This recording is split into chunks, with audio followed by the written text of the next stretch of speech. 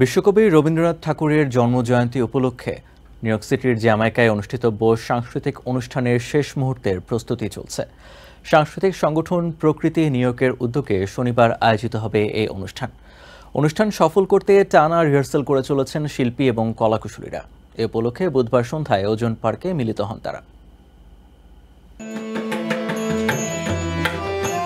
বিশ্বকবি রবীন্দ্রনাথ ঠাকুরের প্রিয় ঋতু বর্ষা। কবির এই বর্ষা প্রেম ছড়িয়ে পড়েছে অনুরাগীদের মাঝেও, আর তাই তো তার জন্মজয়ন্তী ঘিরে আয়োজিত অনুষ্ঠানের রিহার্সেলে গভীর প্রেম সহ অংশ নিয়েছেন কিশোর কিশোরী থেকে বয়োবৃদ্ধ।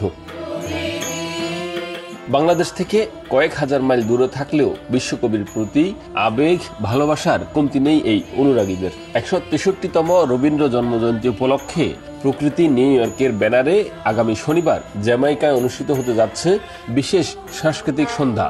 অনুষ্ঠান সফল করতে দীর্ঘ ৩ মাস ধরে প্রস্তুতি নিচ্ছেন তারা। বাংলার যে সাহিত্য, বাংলার যে কৃষ্টি, সেটাকে ভিত্তি করেই সেটা করা হয়েছে। শুদ্ধ সঙ্গীত, এক একজন এক এক জায়গা থেকে আসি, সময় বের করে আসি, এইটা একটা আমার মনে হয় অনেক বড় কথা। মাত্র এই প্রকৃতি সংগঠনটা এটা করে। আমার ভালো লাগার থেকে আমি আসলে এদের সাথে থাকি আর কি। এখানে কেউই পেশাদার রবীন্দ্রসঙ্গীত শিল্পী নন। নিখাদ রবীন্দ্র প্রেমেই হাজারো ব্যস্ততার মাঝে তাদের এখানে জড়ো করেছে। তাদের মধ্যে রবীন্দ্রনাথ বাংলার সংস্কৃতিরও প্রতিনিধি। আমি গত 10 বছর যাবত যেটা দেখেছি যে এখানে আমার অনেক উপকার হয়েছে। রিহার্সালে এটা দিতে পারি যদি মঞ্চে, তাহলে আমাদের অনুষ্ঠানটা অন্তত 80% আমরা সফল হব বলে আমি মনে করি। শনিবার এই আয়োজনে গান পরিবেশন করবেন 17 জন শিল্পী। বর্ষার 21টি গানের সাথে থাকবে কবিতা, নাচ সহ নানা আয়োজন। 2011 সাল থেকে রবীন্দ্রনাথকে স্মরণ করে এই অনুষ্ঠানের আয়োজন করে আসছে প্রকৃতি নিউ ইয়র্ক। আমাদের থিমটা বর্ষা, তো এটাই আমি মনে করি যে আমরা হয়তো বা কিছু একটা দিতে পারছি, যে আমরা যে থিমটা নিয়ে গানগুলি করছি, আমরা সবাই জানি রবীন্দ্রনাথের একটা প্রিয় ঋতু বর্ষা।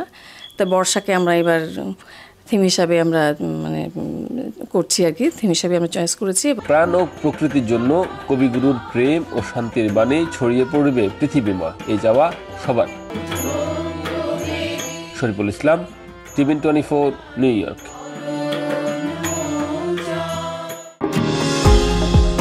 নিউ ইয়র্ক থেকে সম্প্রচারিত টিভিএন 24 টেলিভিশন বিশ্বজুড়ে বাঙালির কণ্ঠস্বর।